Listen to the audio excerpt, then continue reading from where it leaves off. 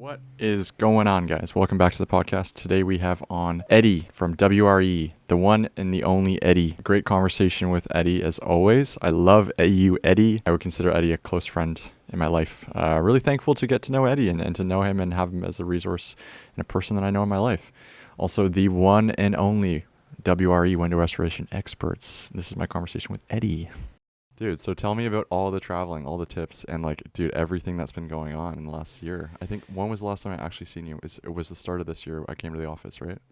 You came swung by the office, getting a little update about where we are. That was like December or January or February. I think right? it was Jan Feb. Yeah. So Yeah. at that time, dude, this year has been insane. I agree. The entrepreneurial mindset of Yeah. thinking, first setting a goal, and then that changing, pivoting every month Mm-hmm. is has been insane. So in January, where we left off was us trying to grow the company to 5 million. That's where remember the projected sales. We're like, yeah, we're gonna make 5 million this year. Yeah. Are you down to talk about everything in the business? Is we can chop stuff if you don't want to talk about it, but yeah, anything and everything. cool. So yeah, I'm what open. have you been able to accomplish, knowing that goal? So from the projected 5 million, Yeah. we got to a fifth of that. Cool. So that's still amazing. But the biggest thing I think there was not having the foundation set to get to the 5 million. Mm-hmm. It's for me, it was seeing my systems and where I was before with the Mhm. previous company. Yeah. And how I got to closer to the 2 million mark. I'm like, okay, I have Chantel, who's definitely someone that's gonna really propel us forward. Yeah. And wanting to get to that 5 million mark with the strategy we had in place, but we just didn't know what the market had for us in the beginning of the year. Yeah. Which came to surprise, was it was very slow, very dead. But within there, I'm a firm believer of there's people spending, right? Especially when it comes to home renovations or just remodeling. Yeah. You just got to change your strategy. You have to pivot. I'm in the same mindset. Yeah. Yeah, you have to pivot, and if you're not making the money or at least the target goals that you put out, then there's something that needs to change. Yeah. And within that, I'm starting to notice more and more. It's not within the external. It's not the approach. It's how am I feeling within where I am in my business? Yeah. Do I have a healthy relationship with the guys in my team? Yeah. With the company in itself? Because I feel like I've really struggled personally and emotionally with my company. Yeah. And that's entrepreneurship, man. That's in August, I was ready to throw the towel in, man. Right? And then September we got there. Okay. Yeah. Congratulations, dude. Right? So it's September, we hit a record month, October, another record month, and November, our sales have just been, and it's next year I'm projecting, trying to do a certain goal, trying to do 500K next year, and I think it's really achievable. And then that will be the first point in the business where we can do everything we want to do in the business. We can pay ourselves really well. We can feel that, and just feel comfortable. Just feel okay, we're doing it. We're making it happen. And so this year I've just been focused on relationships and growth and building the team, and just I feel where I was in January versus now mindset, I feel like I'm a completely different person. 100%. So that's so interesting that you say in August you're about to throw the towel, but then God literally brought everything to you, all the abundance within the months after, once you decided to choose yourself, and you're no, I'm going to be committed, because it takes you to the breaking point, and then you have you're in a position to decide. Yeah. Am I going to continue? I'm just going to say, fuck it. Yeah. And it's funny because I asked myself, okay, Matt, if you quit, think through that whole journey, think through it. And I was what would you do? I was well, I would probably do it. I would probably just come back to video in some capacity. But do it all over again. You know what I mean? I'd probably just do it again. So why don't we just try to keep pushing? And then that September, October, November has informed me so much of, holy shit, what can 2026 look like? I'm screaming, crying, throwing up, running to 2026. So excited for it, because it's I just, we've been able to set up some great projects for 2026 and on some more recurring models of revenue. And it's holy shit, man, this feels all of the years, this is what we've been working towards, Bro, if I may tap in, Please, yeah. and open up the space, Yeah. where were you in August, mentally and emotionally? So why did you? we went away to Costa Rica, which was funny because it was like personal life looked amazing, everything was great, but like mentally I was just like, and how I was looking at it, the year was seeing a really great uphill projection of consistent leads coming in, consistent jobs. I was able to book a couple months in advance at that point. And August we hit dead stop, and we weren't able to pay ourselves at all that whole month. So I had all of my bills, like rent. I had to be like, Maddie, like I don't have money. What am I gonna do? And so we were able to figure it out. And I was just like, fuck, dude, like all of this work, all of my energy, my effort. Like I sent 450 emails like August 1 and I got nothing back. Literally zero. And I was like, dude, that's just like fuck. And I came back and I was like, okay, there should be something in my inbox. Nothing. And then September 1 it was like flood.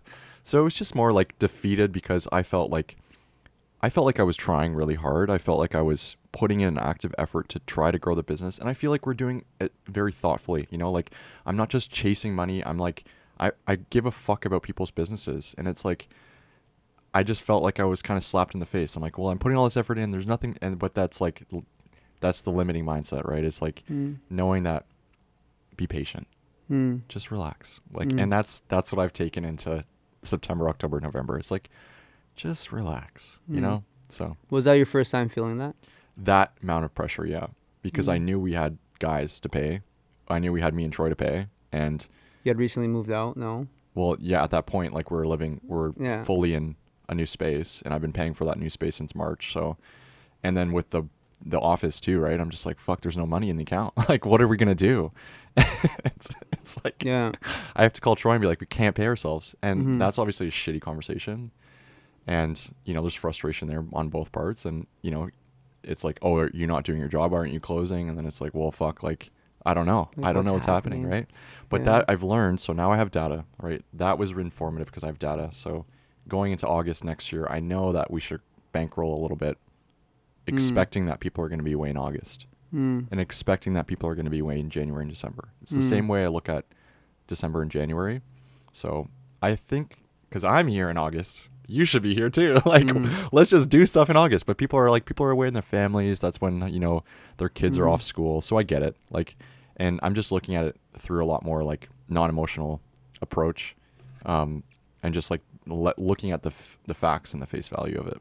You've always been the data man. I try. You love the data. Yeah, because data informs the decisions, right? Like you can have a ton of emotion towards your business, but the data doesn't lie, unfortunately. And I remember learning that when I was in college, of like, you could be the best guy who distributes this box, but like if your margins are shit on that box and you can't make money on that box, then you're not going to make money. It's like, and I've tried to, I really want to dive into you guys in the spirituality and like everything that's been going on as far as the coaching side that you've done this year. I think is really cool, and I think there's a lot to be said about being more intentional with your business mentally, and not just being driven by data. So I think that's where I was gonna bridge into. There's a fine line. I was gonna bridge into that because the data definitely is something that's very important, and it helps like Chantel and I really be where we are with the company and understand trends. Yeah. I feel like one of the coolest thing we implemented this year through our consultants was the profit first allocations. Yeah. Bro. Yeah. Everything's so dialed in. Yeah. We receive, you receive $100,000. You know exactly what bucket that's going in towards. Yeah. And then you can gear up for a slower season. Yeah. And ensure that all your overhead is being taken care of, your guys, and most importantly, yourself. Yeah, exactly. Right.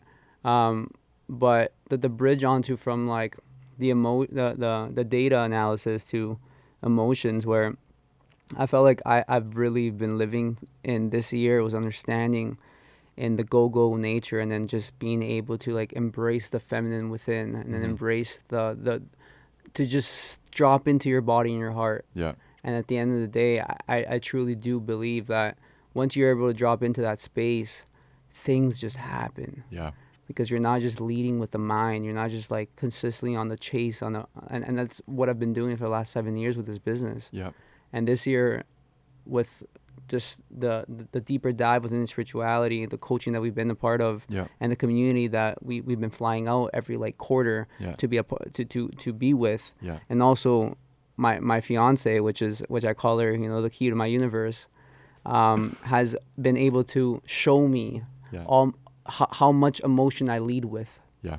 Right. Yeah. All the guys that have worked with us and then started their own business doing exactly what I do. Yeah. There's been so much grief and resentment there within myself. Yeah. And when I first created this $5 million goal, it was all from ego. Like, I'm gonna show you how to make 5 million and doing what we're doing. Yeah. Right. And being the leaders of our industry. Yeah. Which I am passionate about, and I know that we do lead with an amount of integrity and pride that isn't showcased from other companies. No, 100%. Yeah, I agree. And that's something I feel from you guys as well. Like, you guys it's not just the company. It's like you guys in of itself are really leveling up within your own. Like, I remember from the first conversation I've had with you to now, every time has gone deeper. Yeah. And there's been more room for us to speak about our emotions or speak about like our own traumas. Yeah. And I feel like that's literally the portal to get into the abundance, the wealth, to allow from the August to September and October for everything to flood in. Because once you're in a state of like a feminine empowerment, you're deep into your body, and now it's like you're open to receive. Yes. Right. Yes. And once you're open to receive, then things just happen, ideas come in. Yeah. It's not, you're not chasing it, it just finds you. It finds you. Like I could just be sitting on the throne, dude, and just like an idea just hits me. I'm like, oh fuck, yeah. It doesn't have to be like right away with like just financial wealth or you just locked in a $20,000 job. Yeah. It could just be in the moment of like clarity. I think clarity, man, has been one of the biggest drives of my spiritual and like alignment this year, because I feel that in being the man of the house and being the man of the business, the man of your family, there's so much uncertainty. That I think we just live in a world of a lot of uncertainty, which brings so much confusion and just like pressure, man. It's pressure. Pressure, right? Because I'm the only person bringing in sales right now in the business. We're trying to hire somebody for sales to do that to help. But the business lives and dies through me.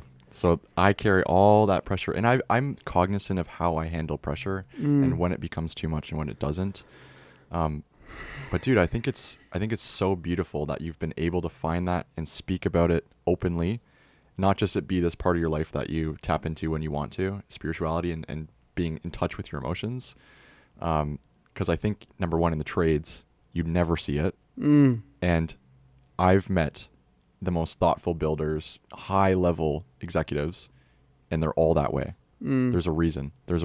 Like, I'm getting the chills right now. Like, and it's connection, dude. It's fucking knowing somebody as a person, and it's being like, of course we can get the job done, right? But who cares for you more, And it's funny, I always say this when I'm driving, it's like, I'm manifesting an abundance of wealth. I'm manifesting an abundantly. Yes, call it in. A financial, beautiful year financially for the business. For like, I'll speak about myself and Troy and my whole peers, my family. And like, I say that all the time, and then just like, oh, this comes in, this like things just happen.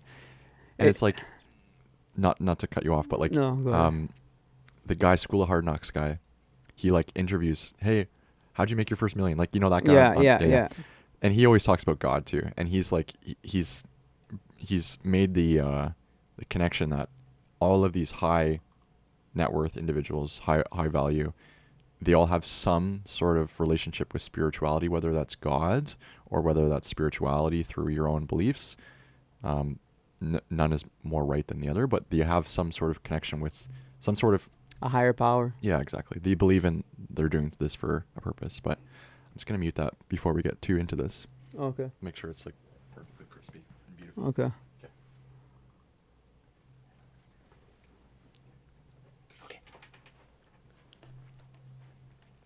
But you don't have a third camera? No. Oh, no. I know we need. We got a plan. On you, right? Yeah. Let me just You can have the tea.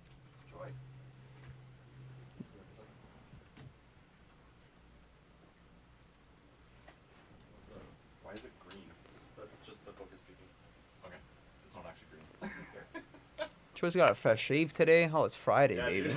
It's fucking Friday, dude. Friday. Alright, I was panicked. I was like, no, I don't want any to look green. Everything else good? Everything's good, yeah. Yeah, I just put that black up too. Okay.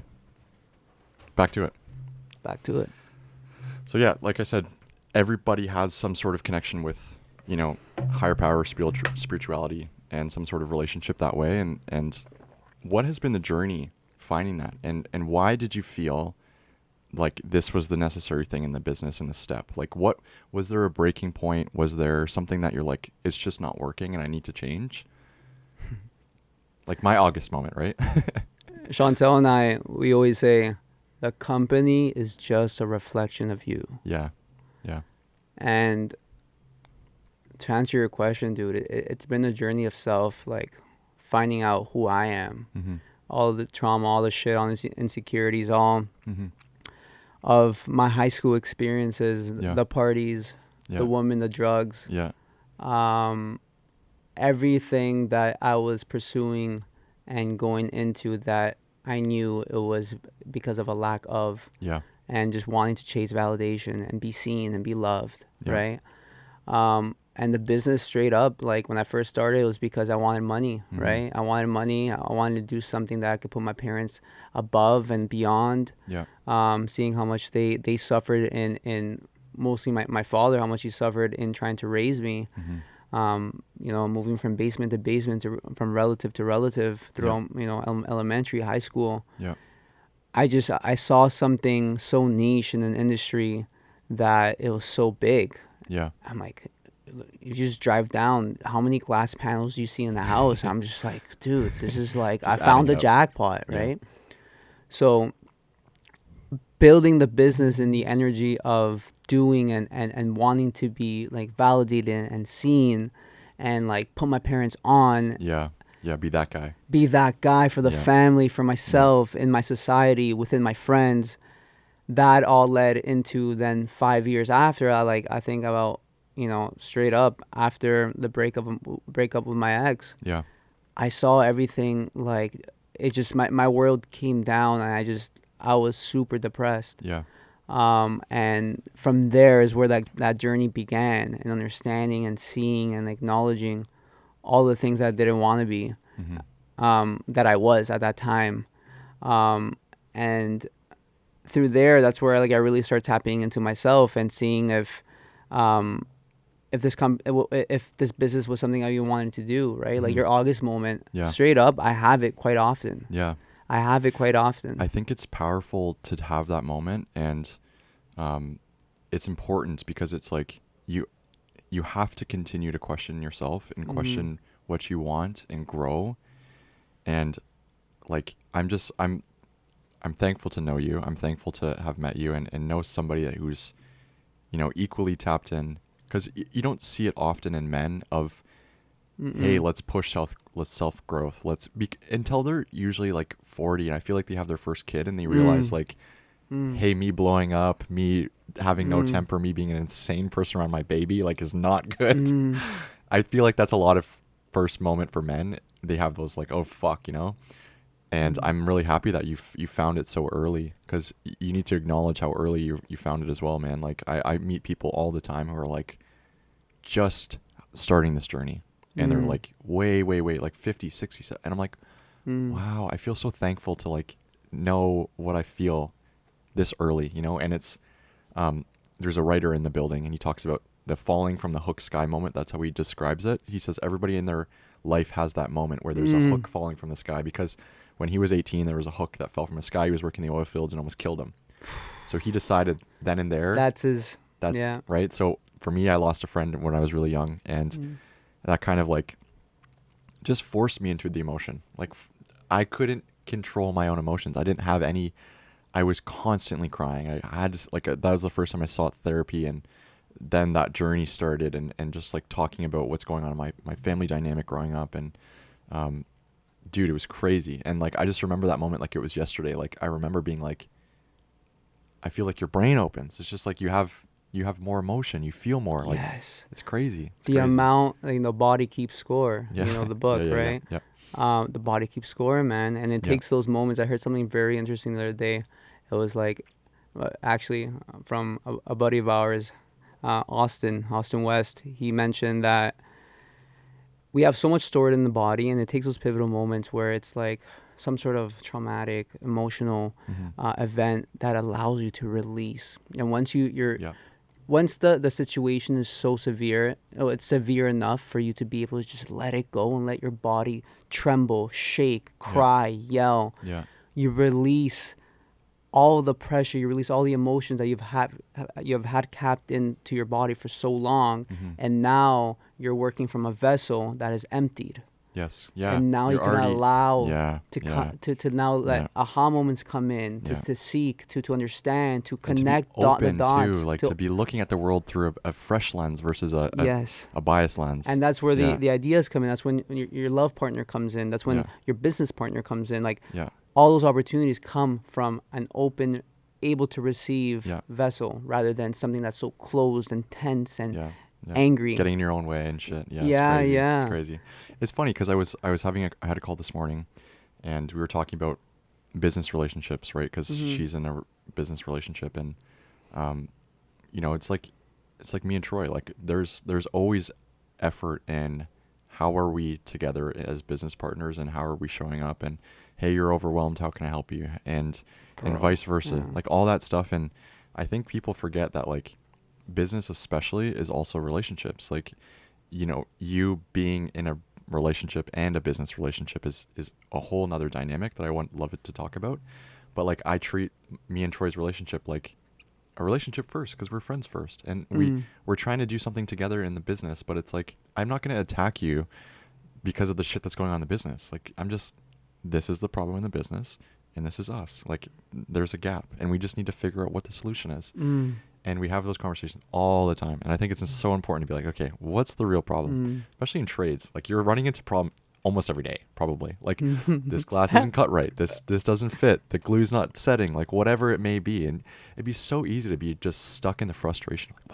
Why doesn't it work? Yeah. Why does nothing work? Yeah. Rather than be like, all right, let's chop that up. That's another day, right?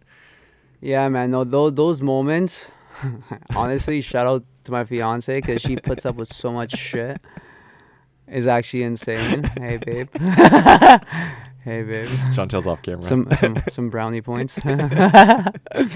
But yeah, man, exactly what you said. There's so many logistical areas where something could just go wrong, and like it really tests you. Again, it's a mirror. It's a reflection of self. Exactly. Are you able to withstand that little issue in that moment? You feel your blood boil. You feel trigger points that are activating traumas of like, I remember when my father did this to me, or like, I can't trust another tradesman because I've already been screwed by a tradesman. Like all these things, like all these stories that we have embedded within our minds and our bodies. Yeah. So those moments, man, again, it's ability to just drop in again and see like where, okay, it's okay.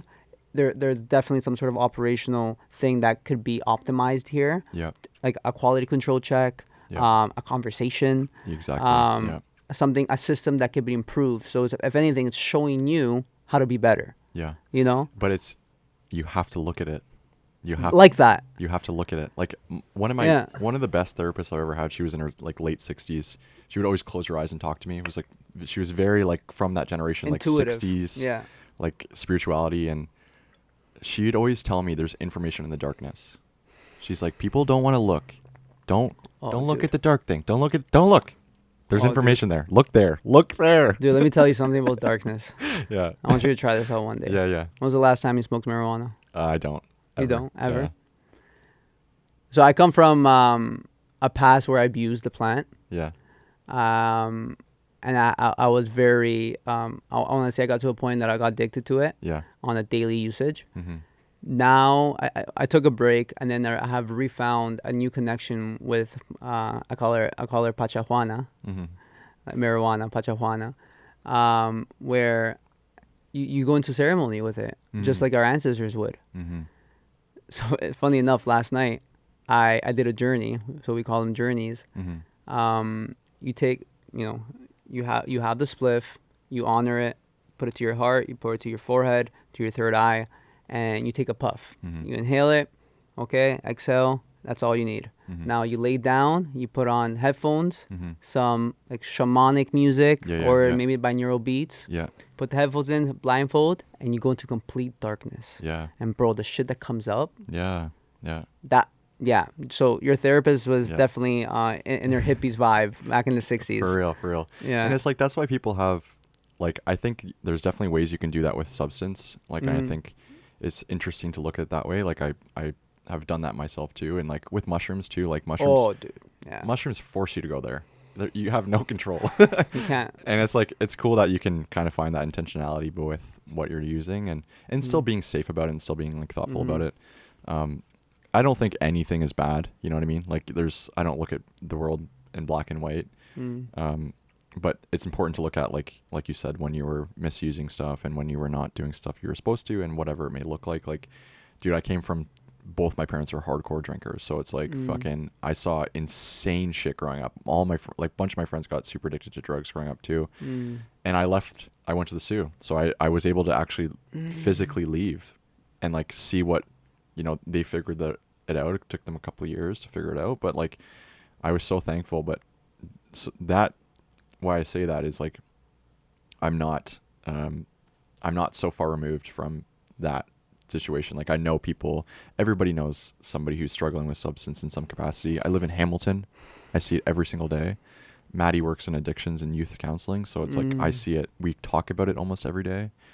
So isn't that interesting? Like, like she's the partner, like who you're going to step into heaven with is associated into something and helping the community of something that you were like you were a part of during your childhood, right? And you saw it first-handedly without any emotional awareness. It was just something that was embedded into your nervous system, like as if like this is normal, but it's not. Exactly. That's it again. God has his mysterious ways of just like aligning self with the things that like it'll bring about the partner that'll help you cure that trauma or those limiting beliefs you had because of what you saw as a kid. I know, it's crazy. And I look at like each relationship that I've been in, right? Like there's been growth, and I try to really look at like what, and maybe to a fault sometimes, I look at myself too critically, and like, even conversations we've had, I left those conversations being like, oh, does Eddie hate me? Oh my God, am I a shitty fucking person? Like, that's how my brain, I go. I resonate. You know what I mean? I go. Yeah. So, we have really meaningful conversations about stuff like that. And like, even last night, like I came in super late last night because we went to a concert, and I just kept apologizing. I'm like, I'm so sorry I'm coming home so late. I'm so sorry I'm waking up. And she's like, this morning, she's like, well, you're so apologetic. Like, why you didn't? I was like, I like respect your sleep. Like, I respect your sleep, and I'm coming in at super late hours. Like, and like that's the movie shit where like husband's coming home late, like drunk from a whatever, and wife's waiting up for him, and then she starts a fight. Like, that's a movie scene that we see over and over and over and over, right? So like, I woke up this morning and be like, oh, that's why I was thinking about that. Yes, dude. So I think I'm taking a little bit of a step away from therapy right now, but I've been seeing it off and on since I was 18. But I did some really interesting work with a therapist who does, she calls it compassionate inquiry. So you talk about something and you breathe into it. So she talks about one idea, and then you force breath into that, and then you say, okay, how are you feeling now? And it was like that for like 8 weeks, and I just didn't feel like I was making any progress. I was like, does it even make any sense? And now after that, I can like feel the effects, 6 months, a year later of like, oh, I can actually feel my emotions. When I start to feel the tightness in my chest, the anxiety, the stress, just breathe, just come back to it. It's like the first moment I ever felt it was in an ice bath, where you're forced, forced into craziness. Yeah. But, yeah, we could talk about this stuff forever, but I would love to talk a little bit more about, if you're open to it, like, more business stuff and, keeping the relationships in the business and how you're able to, manage relationship and business. I'm going to ask Chantel the same questions. Cause I just think it's so interesting. I see, there's a husband and wife couple who run an agency here. I see it a lot where, husbands and wives are doing something together, they're doing a business together, and it's really important to be thoughtful about how you look at it, how you approach the two, and what has your journey been like that? I feel like it's a heavy question. Yeah, for sure. The journey within the partnership of my partner and I, it fucking tests you. It's challenging. It tests you in every single way.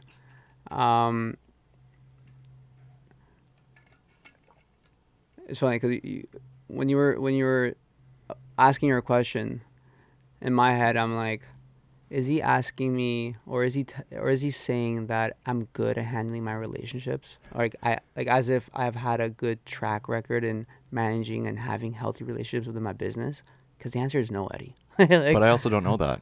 Yeah, you don't Right? know that. For sure, because everything, digitally on Instagram, everything looks beautiful, right? Yeah, exactly. Yeah. But man, it's been a fucking journey. Again, it's a reflection of self.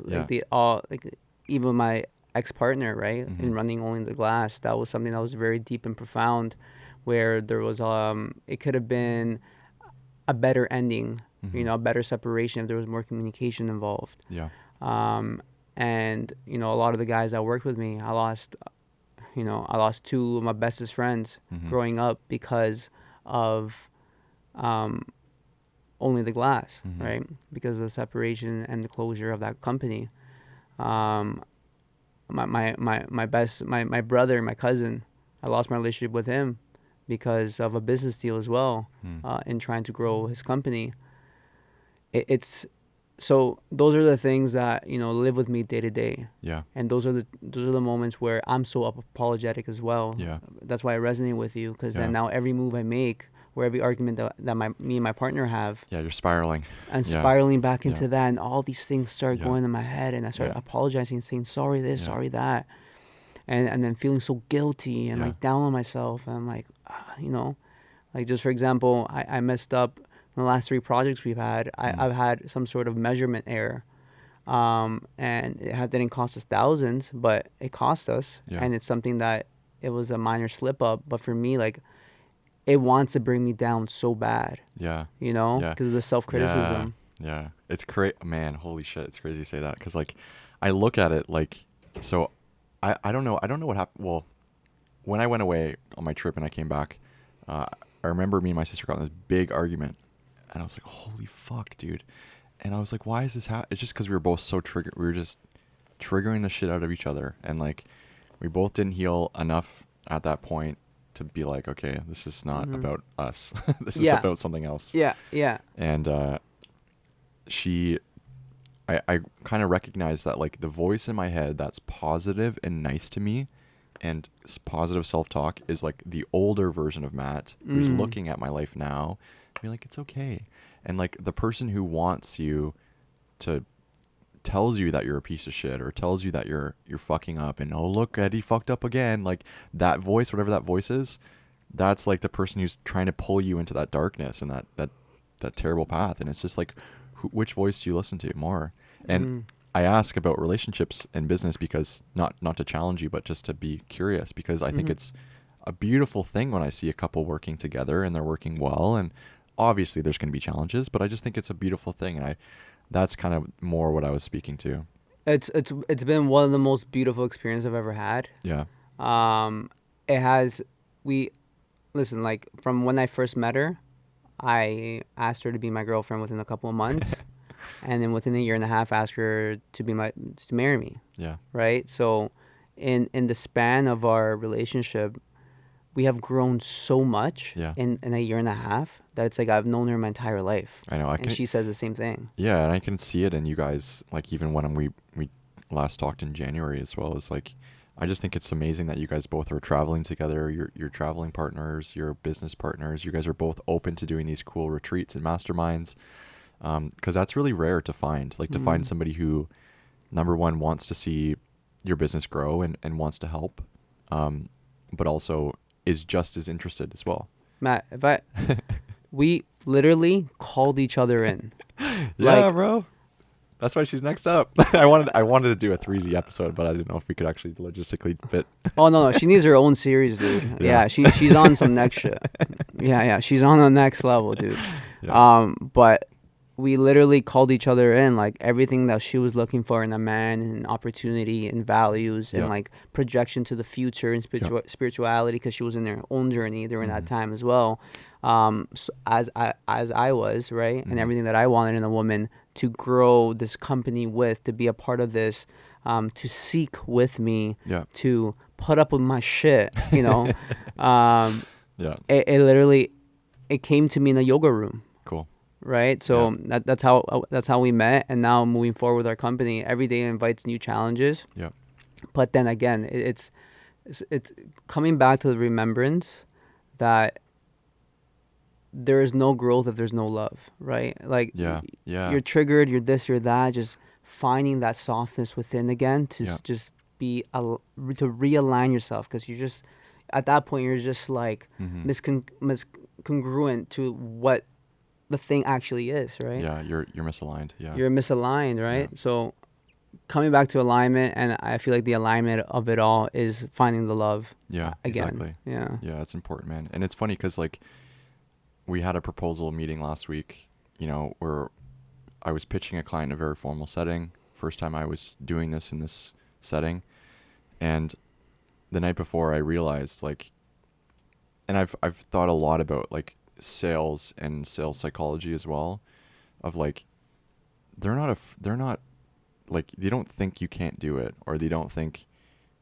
you're not the best person to do it, or whatever it may be. It's like always a fear that they have of like, I can't afford it, or I don't understand the value, you know. And it's like when you take your product out of it, you take the attachment of, well, I'm the best guy, it should be me. It's like, no, it's not about you. It's never been about you. Like, it's about whether they understand the value, or they're afraid of the price, or they can actually afford it physically, cash flow wise. So when I started to look at it that way, and I like literally brought that up during the meeting, and it went exactly the way I knew it was going to go. I was like, it just reaffirmed. I was like, it's not about you. Nobody gives a shit. Nobody gives a shit. So how was that conversation different? Where were the areas that you noticed, like the objection handling? Like when somebody says, well, I just don't understand, like, that's a lot of money, I don't know if I can do it. It's like, okay, but like, what are you actually trying to figure out? Like, that's what you're saying, but that's not actually what you're feeling. So, and that's, you know, just good objection handling, good sales, and just like actually thinking about those cliches. People say it's like, they're, you know, it's all the cliches they say that are so true. And it's just like, you know, after having that conversation, I was able to talk about everything that he was worrying about in that space, because we were there. I said, this is your opportunity for us to talk about everything that you're not sure of. Like, let's put it all on the table.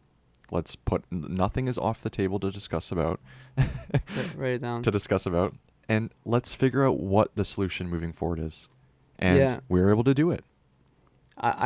We were literally on the drive here. We're building exactly, like, systemizing the way I'm going to, you know, close the sale on our qualified leads.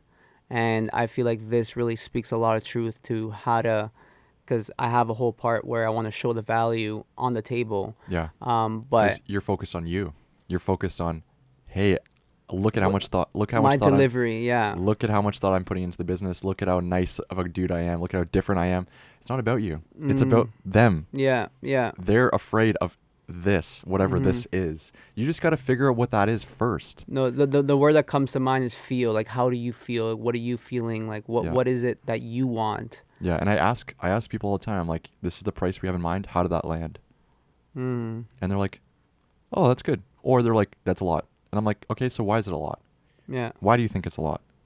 And it's not pushing them towards a decision they don't want to make. It's just, let's just fucking chat. Like, let's chat. And then you could also streamline, like, the level of services that you're going to do, right? Exactly. Which could bring down the cost. Yeah. Instead of doing the full home, we could just focus on the areas you're actually having issues with. Exactly. And segment this entire scope of work into just parts. Exactly. Right? Yeah. And there's so many ways to work around it too. And it's just like, you know, for you, like, I feel lucky because all I focus on year to year is business development and growth. So all my brain just focus on sales. How do I get better at sales? How do I push the business forward? How do I think about sales in a different way? How do I think about my life in a different way? How do I show up for people in a different way? Where that wouldn't be possible if I was also doing the fulfillment. I was super busy doing the fulfillment because I wouldn't have time to be thoughtful and just sit in the office and just think. You know what I mean? I've been telling Troyce, like, we just need to get to a point in our business where we can the stuff will be done because we have a team, but we need to sit there and just think. Just have time to just think, because when you're thinking, that's when the ball moves. You're like, oh, how do I push the business? Oh, I have this idea. Like, I see where you are now. Do you know what I'm saying? Like, yeah. So we're trying to develop an app that's going to help a bunch of creatives. That's my next little project I'm trying to work on the next. That's a big project. Yeah. That's not little. Yeah, that's my project I'm working on the next couple months. So, but that's like because I have the time to think about, hey, what would be really cool if this was possible. So then that's where I start to push my energy. Yeah. Yeah. Yeah. And like I had a goal, like, sorry, I'm on a tangent, but no, go ahead. I had a goal, like, so we signed a great retainer in September. Okay. And my goal was like, let me find 2 more. That was my goal. So I have 6 months. I gave myself a 6-month runway to find 2 more, and I found 4 more. So, but because I took the pressure off myself, I took all the pressure of like, Matt, you have to close every fucking deal you have to close everything that comes in because you have no cash in the business, right? Like I took all that pressure off me, and I'm like, hey man, you have a window, you have a runway, use that runway.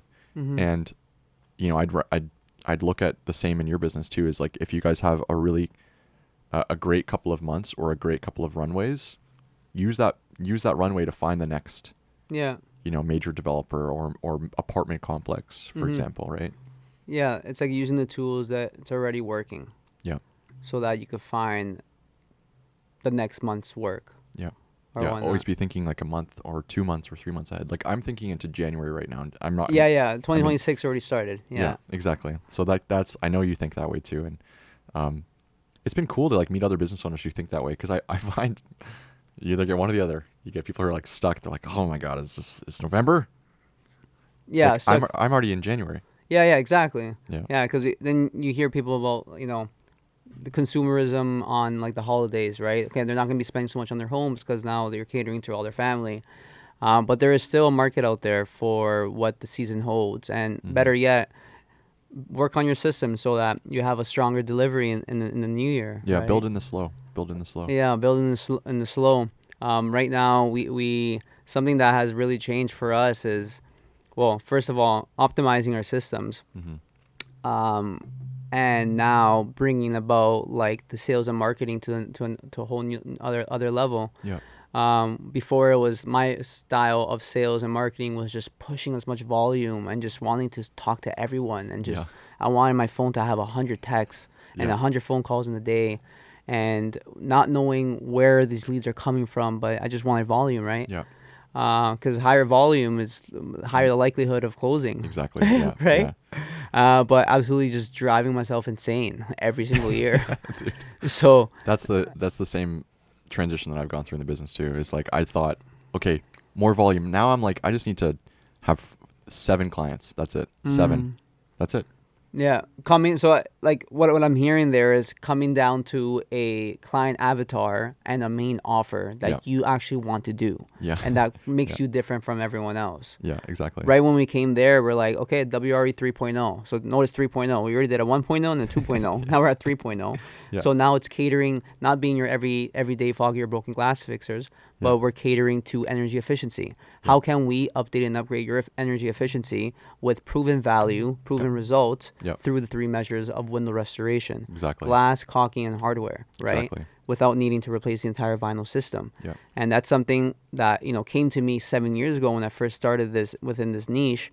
But now, again, once you're able to be more aligned within, and you go through all the trauma and all the bullshit, now things happen, aha moments happen, and this literally happened while I was in the office, and I was just like on a tangent with ChatGPT, just having a conversation. Yeah. Right. And then it helped me really filter out what I was feeling in that moment, and that's what it was. And WR 3.0 literally was born in like a couple months ago. 3 months ago. Yeah. And we have quadrupled our average ticket sale. Yeah. Right. That's amazing. Congratulations. We have had like highs, monthly revenue highs. Yep. And next year, now it's a whole new ball game. Yep. Right? We've been able to implement newer strategies and systems and hire people with retention. Yeah.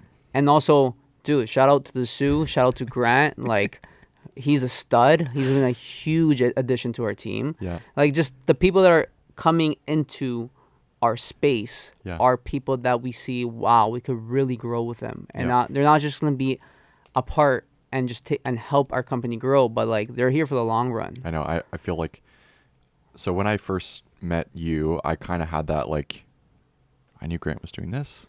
And I was like, I'm going to just keep planting the seed. I'm just going to push that forward, see where that goes. Because I knew his personality. Like, me and Grant have had super meaningful, long conversations about this shit. And like, he's such a feeler as well, you know? Dude. And I knew that, like, people just need to be put in a place where they can thrive.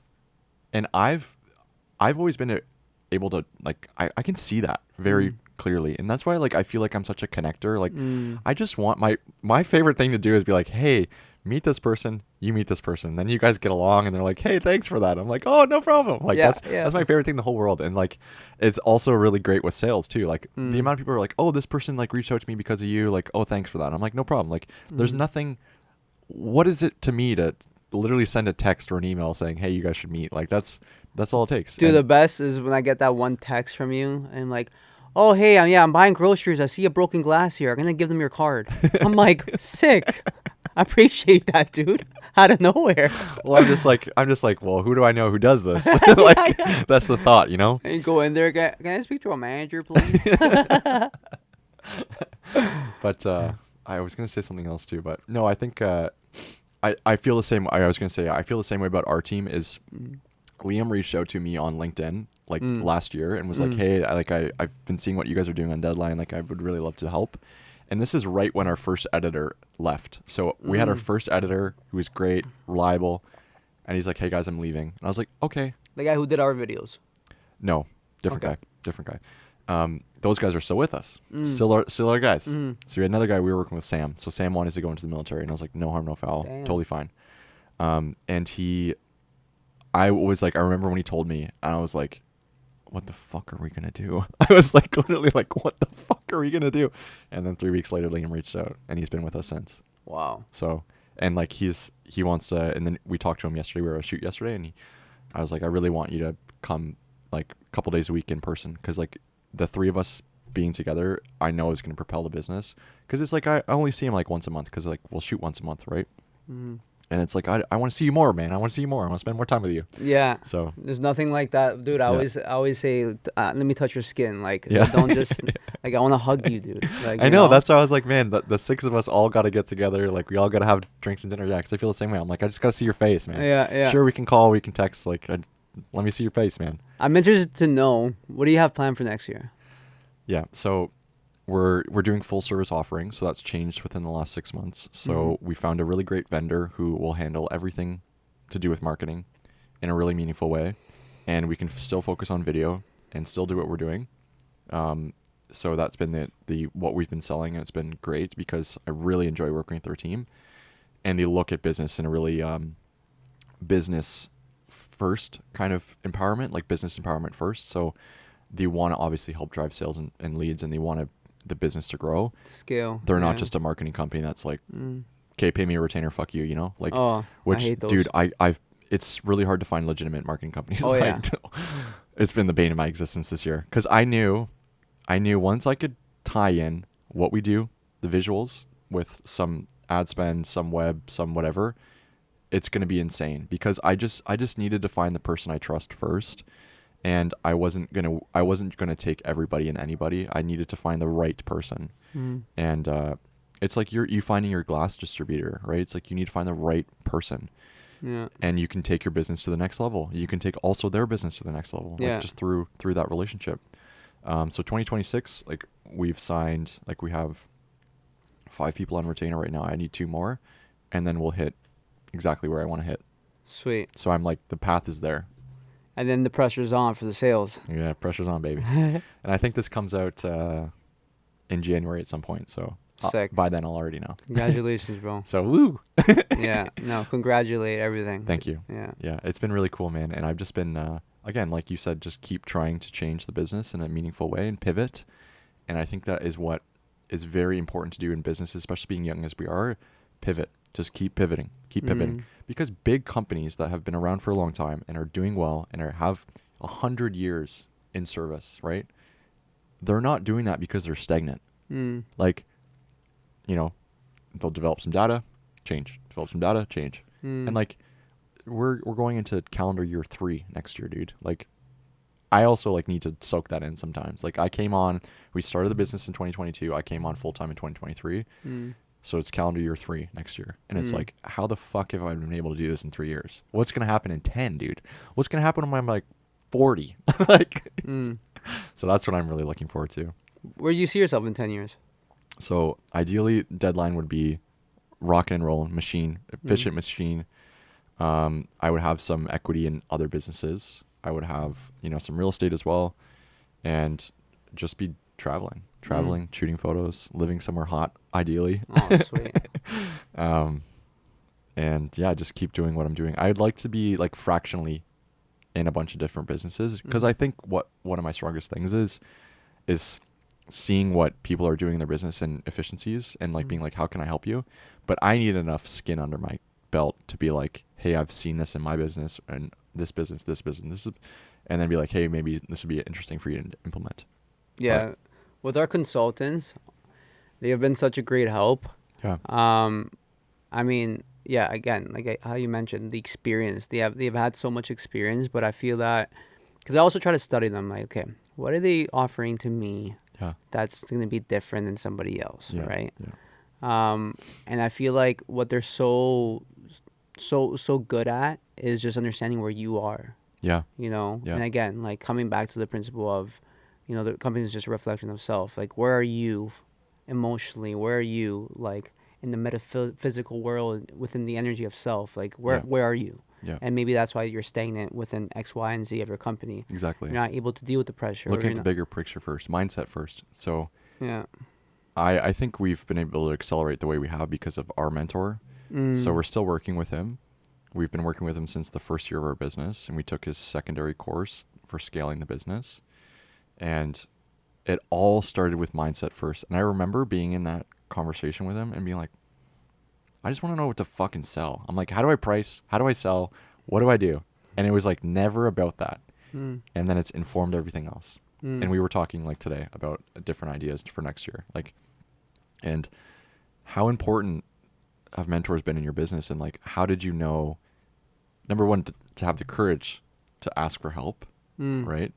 And like speak to the mentor side, because dude, I'll preach mentors till I die. Like I love Connor, man. He's the best. He's our mentor. Like, it's just been like crazy because he's been able to help us look through everything that's going on and just do it twice as fast, right? And twice as efficient, because he's seen, 100 other businesses do the same. And he's been like, okay, don't do that. Don't do that. Don't do that. Do this. And I'm like, okay.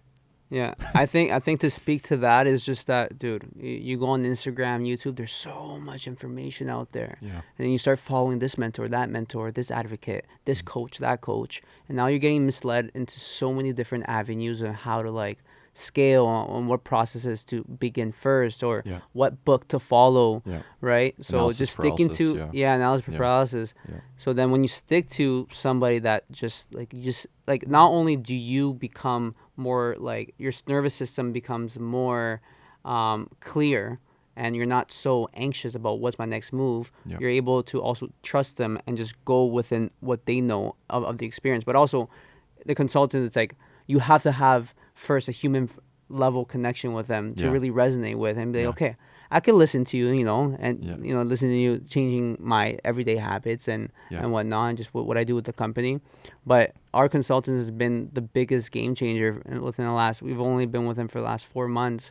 But since, I run this company with Chantel, they also have helped us so much with each other and how we navigate our conversations, our feelings, and separating the business to the personal life. Yeah, it's super important, dude. Yeah, man. Yeah, because it's very tough, and it's like, again, like you mentioned before, you and Troy, although you don't have a romantic relationship, but it's a marriage, bro. Yeah, dude. Like the feelings that come up is the exact same. People would say it's romantic, bro. Yeah, people would say it's romantic. Yeah, it's a marriage, man, 100%. Like last night, we were all out at a concert together, and I asked him, I'm like, can I talk business for a second? Like I'm like mindful about that. You know what I mean? I'm like, can we talk about business for a sec? Yeah, Chantel does the same thing. Because it's like, I just want to like, I appreciate we're doing this, you know, we're here in this environment, but like, I have an idea. Like something just came to me. Yeah. So it's like, I think it's just being mindful of stuff like that. And I think it's great, dude, that you're doing that. Like I love seeing how much you guys are traveling. I think the balance that you have, maybe it's, again, I can't speak to your actual life, but from what I see, you're doing everything I want to do. Like you're running a large company, you're traveling the way you want to travel, you're doing it with somebody who's really meaningful to you, and you're still doing it while you're young. Because I don't believe that, okay, retire and then travel. No. Like you have a life, bro. Yeah. Live your life. Yeah. So yeah, no, we decided, like, this year we did a lot of traveling. Yeah. We did a lot of traveling, and it's like, it rubs me off the wrong way even hearing it. Like, just wait until you're 45 to begin your life. No. It starts now. We're having fun now. Yeah. And also the investment to self, to vacations. Like, ever since that I started like backpacking at like 24, 25, it has opened my perspective to how beautiful this world is. I know, it's crazy, dude. It's crazy. It's literally just, it's so beautiful. Just cultures, people, the mountains, the beaches, like the different foods, the cuisine. Oh, it really, you bring a piece of that culture back home with you, and appreciation of just like humanity. Because imagine all the feelings that we go through, right? Everyone's feeling this to their own level. What I was thinking about the other day is like I was taking a shower and the water like jerked for a second and I didn't know if it was going to shut off. And I was like in the middle and I was like, I literally thought, I was like, what is somebody in China doing right now? Their morning. How does their morning look like? What is somebody in India doing? How does their morning look like? Yeah. What is somebody in this country? I was like, how is their morning? I'm like, dude, I'm so blessed to be here. I'm like, holy shit. Yeah. So I just had that like little moment, but that's what traveling does too, man. It's just like, it keeps it, like when you see how insane and different people live, you come back and you're like, whoa, like I should, like, your problems are not your fucking problems. Like, relax, dude. Like, you're okay. You're like, even to wake up and have a functioning body, like that's why I'm training as hard as I'm training, because it's like, I'm 27. I'm in the prime of my life right now. Like there's no excuses, dude. Mm-hmm. There's no excuses. Like my body is the most primed it's going to be. And for me not to use it as a tool is a disservice. Dude, give the camera a double bicep. Come on. Let's go, baby.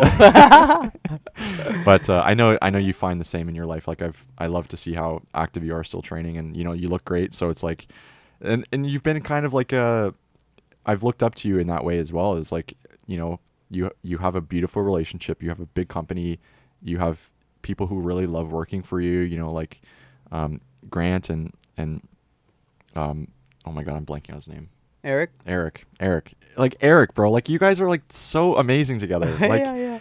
And it's just like, dude, and you're super fucking fit, and I'm like, okay, if Eddie can do it, then I can try harder, you know? Yeah. No, my fitness journey has been very interesting as well. Yeah. Again, you know, coming from those things of like being validated, it was really pushed upon like those insecurities, right? Yeah. It started from a baseball background where I was trying to go full throttle and, you know, hopefully maybe get signed or at least go to a huge, big D1 NCAA school, right? Getting I knew I needed a full ride because my parents couldn't afford it, and my OSAP wouldn't give me that much, right? Yeah. Out of state tuition, $60,000 for the year, like that's insane. It's crazy. So that was my first push within the fitness world, and then seeing that, you know, I was being congratulated and validated through, you know, the appearance or through my performance of the game, then got onto like the weights, the world of the weights of the gym. I mean, my 4 a.m. wake ups to go jog and then go to the gym, which, you know, in itself became very taxing because I mean, I assumed that you go to the gym pain free. I live with pain every single day. Like, I've had sciatica for the last 3 years. You know, now if I go beyond 5 kilometers, I start to get runner's knee. I get an impingement on the outside of my right knee. Wow. My left foot, I have varicose veins with like a swelling left foot.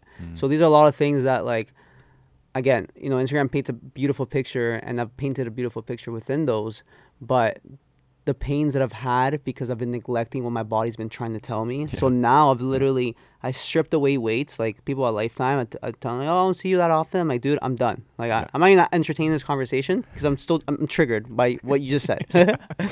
But I've been honoring like mobility training. I've been honoring a lot of myofascial release. I've been honoring a lot of bands, kettlebell movements, just very functional movements that align with what my body is responding well to. And also learning about it.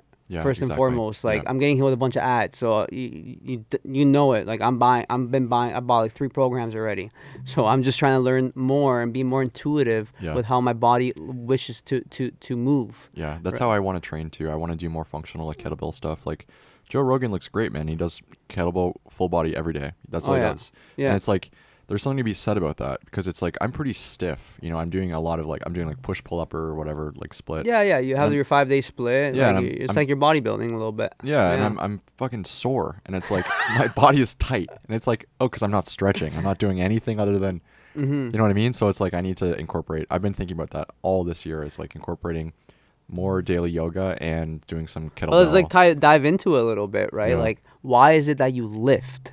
Yeah. Why was it that I only lifted? Yeah. And when I didn't lift, although I did yoga and maybe I went for a run and stuff, I still wanted to lift. Yeah. Because you want to look good in front of the mirror. Yeah. Right? Exactly. Like, that's what validates how you feel. Yeah. But I'm feeling like shit. I look in front of the mirror, I have a 6-pack. Yeah. And then now I feel good again. I know. Like, it's crazy. But then it just eats away at you, because then the pain comes in, and you're like, now I'm dealing with chronic pain and L5 S1 disc bulge, right? So that's like, it's not about those heavy deadlifts. It's not about the big back day where it's so easy to get in. Now it's about like actually going into the unknown of understanding how your body's actually supposed to work, which is all that functional patterns preaches about. Exactly. Right. Yeah. So I'm on a whole deep dive with that, but thank you for honoring and like acknowledging how I look. I hear it, man. I get it. It's been a journey, and I just want to be healthy again, bro. Like my shoulders too. Yeah. I had surgery on my shoulder when I was like 21, and now still like I want to be able to swim. My goal, I want to do an Ironman. Cool. That's awesome. But healthy though. Yeah, like not in pain, feeling good. Yeah. Like being able to train for it, not with all these aches and pains that I'm complaining to my wife about. Yeah. Right. So that's my goal. So I'm declaring it right here, right now. Let's go. Yeah, it's amazing, man. And I think too, like, I'm glad that you're finding that relationship, because it's like, it just it makes sense, man. Like, and it's something that we can then connect on. You can be like, man, okay, start these movements, try this, try that, and it's like, wow. Because I was stretching almost every day and hiking. That's all I was doing. Sick.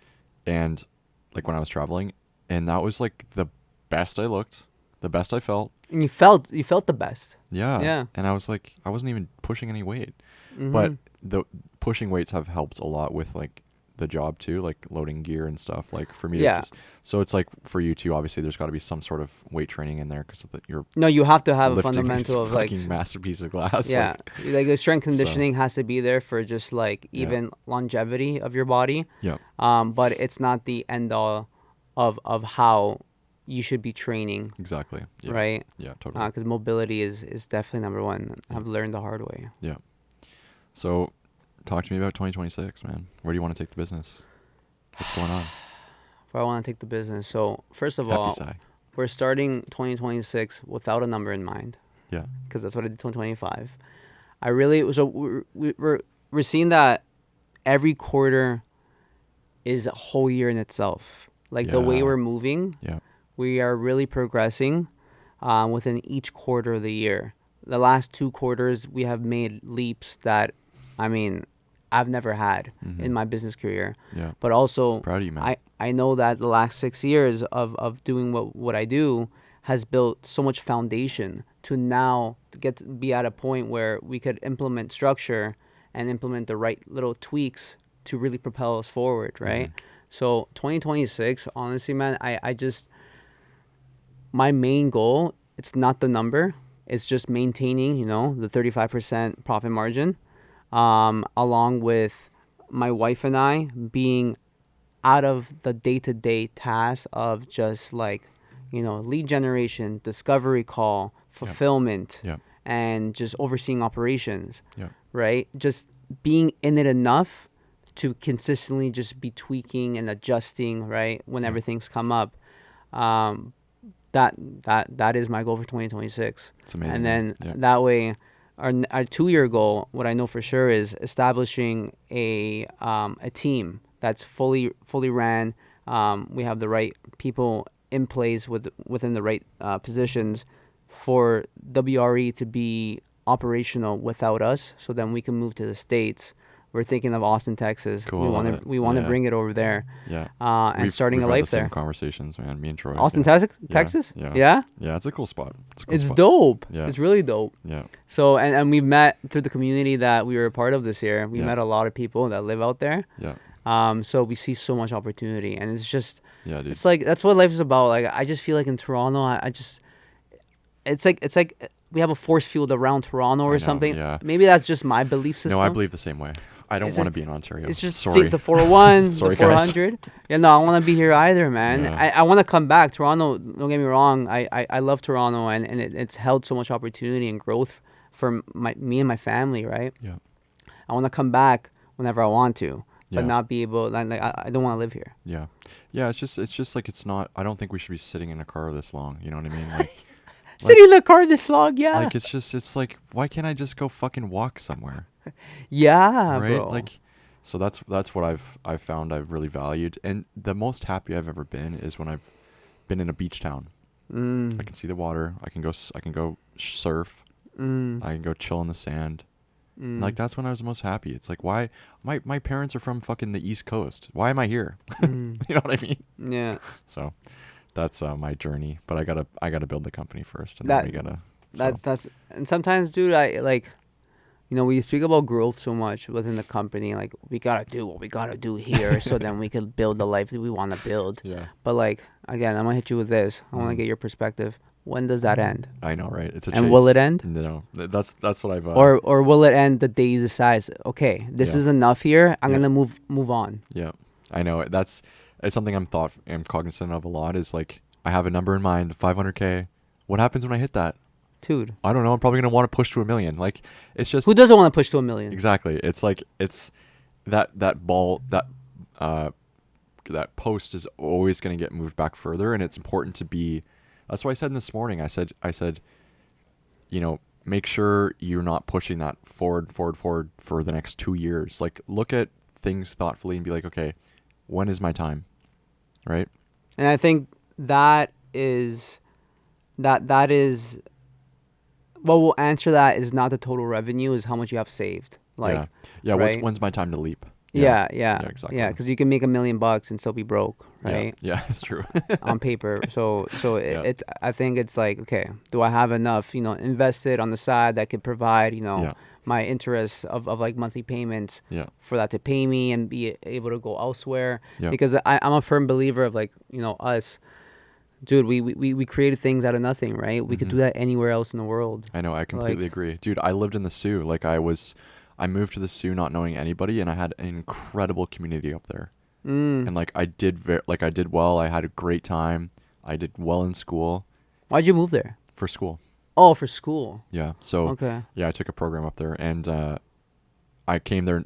I literally drove 8 hours by myself, moved in myself. Wow. Like woke up at 4 a.m., drove all the way, moved in by myself, knew nobody. Wow. And look what it's done, right? Yeah, like, that's a super humbling experience. I remember in Iowa, I didn't know anybody. Yeah. I moved into buttfuck Iowa. It was Esterville, little small town, and it was the best experience I've ever had in my life. Yeah. A brotherhood of like 45 guys on the same baseball team, just grinding it out day to day. Yeah. Crushing brews mornings and nights. It was a jokes experience. Yeah. And very lots of discipline as well. Yeah. Obviously for being sure. the student athlete. Yeah. But yeah, man. No. If you weren't doing this, what else would you be doing? Probably this, man. Still, like probably like what's this though? Probably like literally this, like just talking all day, just yapping. Oh, dude, that's my favorite. I think like I want to get into consulting eventually. I want to be able to travel more and shoot more, and you guys met me after I hosted my gallery, and I was thinking about that today. Like, that would have been so cool for you to see me do that. Oh yeah, I remember you were talking about that. Yeah, and I want to get back to that. I want to. I don't want that to be my only run of prints I ever do. I want to be able to do books eventually, like put together some books one day. Coffee table books, just people can look at. And that's so cute. Yeah, and just share my art more. You know, like I started as a photographer, and I haven't shot photos in like a long time. So, and like I don't even own a personal camera right now. So it's like that's all the. Wow. Yeah, you know what I mean? It's like, but where from having the time to be creative and build things that you're actually, I'm not saying actually passionate about, but building things that's within the creative avenue, to now like the data analysis. I know. Building an empire sounds like, you know. When did it change? Like, I think just being interested in a different thing. Like I've just started to get really interested in business and be like, oh, this is really cool and rewarding, and like I can do whatever the fuck I want. Like I spoke to this guy this morning, and I was like, yeah, I'm just like I don't know. Like now that I have this business, I can just like kind of like just do like, oh, I let's go down that avenue for a little second. Let me see what's interesting over there. And then it's just like I'm learning all the time, and I'm trying to learn all the time. But it was funny because I was at Hermanos Gutierrez, the concert, and it was, I'll play the songs for you after, but it's like instrumental. It's kind of like Krungbin. Very like trippy. They're two brothers who just play music, just instrumentals. Okay. And I would remember being at that concert and like crying because I was just listening to them, and I'm like, these guys are they've lived their whole fucking life around chasing pure passion, not chasing, because what their music is not mainstream. It's very niche. So they've lived their whole life chasing this feeling, and I did that through photography, and I was like, why am I doing this?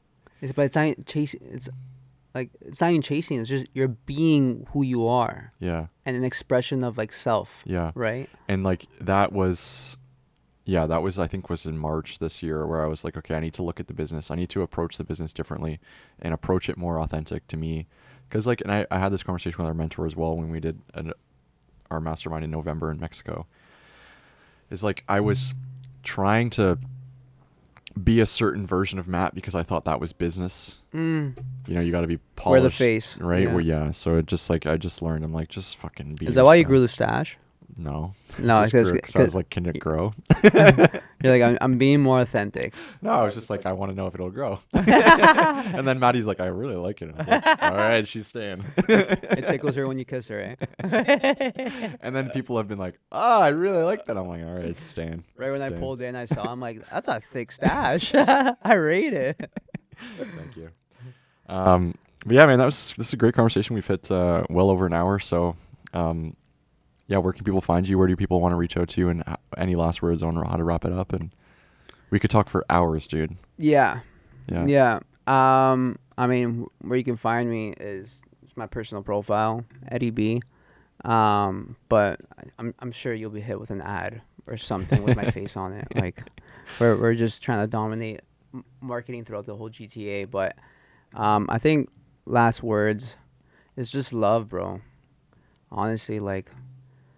It's so when I put it together, like the message that every woke enlightened person has ever tried to emit or portray, Jesus, Buddha, yeah, you know, Bob Marley, is just love, bro.